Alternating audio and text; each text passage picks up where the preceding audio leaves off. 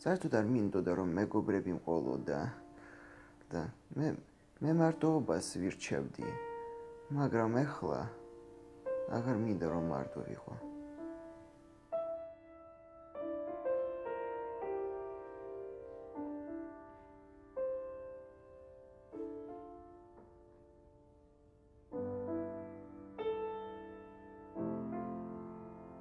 მე ისევ დავიწყე, ანუ ჩემი ნებით მოვინდომე და აი ისევ და მივდივარ ხატვაზე სასწავლად და გამომდის კარგად.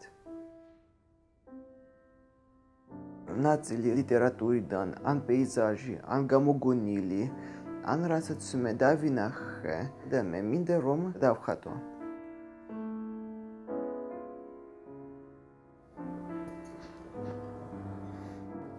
Интересный кадр.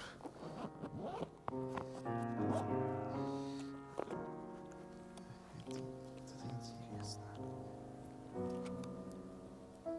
როცა პრობლემა გაიგო, როგორ მე კარგად ვიღებ ფოტოსურათებს, აღმოჩნდა რომ მე ნიჭი მაქვს.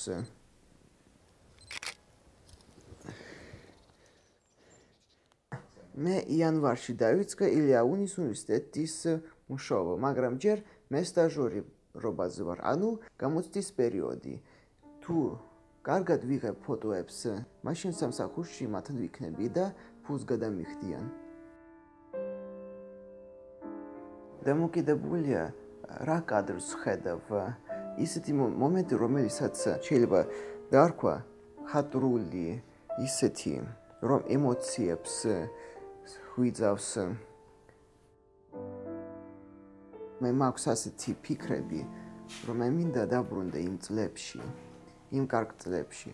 ის წლები, როგორც ზღაპარივით იყო, ყველაფერი მქონდა და მე ნელ-ნელა რაღაცა წავიდა, რაღაცა ახალი მოვიდა. მე ასეთი გრძნობა მაქვს, რომ მე უბრალოდ არ მინდა გავუშვა წარსული.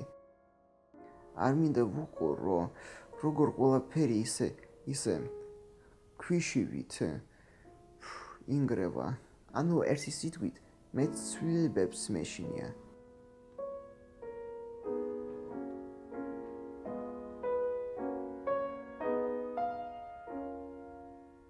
ალბათ ვინმეს ახსოვს ან იცის ბიჭი, რომელიც იდგება ტბასთან, სულ მარტო და თევზაობს, სულ მარტო და აღარავინ.